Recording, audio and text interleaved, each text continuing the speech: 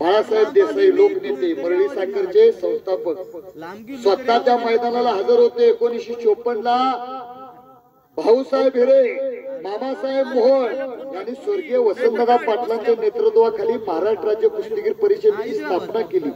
त्यावेळेला बाळासाहेब देसाई म्हणजे मोठी हस्ती, मोठे नेते, महाराष्ट्रात नाव असणारे व्यक्तिमत्व। तर स्वतः मामांच्या कुस्तीला तिथे उपस्थित होते आणि कुस्ती लागली होती हरिश्चंद्र बिराजदार मामांची आणि ऑलिम्पिकवीर बंडा पाटील मामांची। जोडीनं, ताकदीनं, वयानं, उंचीनं बिराजदार मामा मोठे, तब्येतीनं, वयानं, उंचीनं, ताकदीनं बंडा मामा लहान। बिराजदार मामा दिसाय पण धाकट। कुस्ती बऱ्याच वेळ चालली। यांनी त्याला घेतलं खाली, त्यांनी त्याला खाली घेतलं। आटातटीची कुस्ती झाली। पंचानी साहेब निर्णय घेतला। बऱ्याच वेळ कुस्ती चालल्या। दोघेही पैलवान ऑलिम्पियन, हरिश्चंद्र बिराजदार मामा ऑलिम्पियन, बंडा पाटील मामा ऑलिम्पियन। पंचांनी निर्णय घेतला, चांगली कुस्ती घेतली, दोन्ही पोरं महाराष्ट्रातले आहेत, कुस्ती बरोबरीत सोडूया।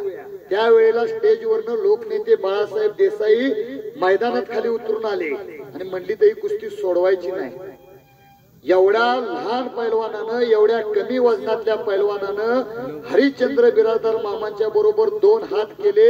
अर्धा पाऊण तास झालं कुस्ती रंगल्या।